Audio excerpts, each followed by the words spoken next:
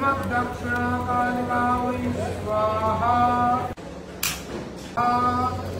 श्रीमद्दक्षिणाकालिका वै स्वाहा श्रीमद्दक्षिणाकालिका वै स्वाहा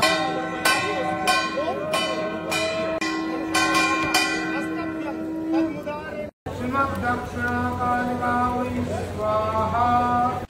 ইতিমধ্যেই আপনাদের সামনে একটি ভিডিও চিত্র তুলে ধরেছি, যেখানে দেখা যাচ্ছে তৃণমূল কংগ্রেসের second in command Abhishek Bandyopadhyay মায়ের সম্মুখে যজ্ঞ করছেন।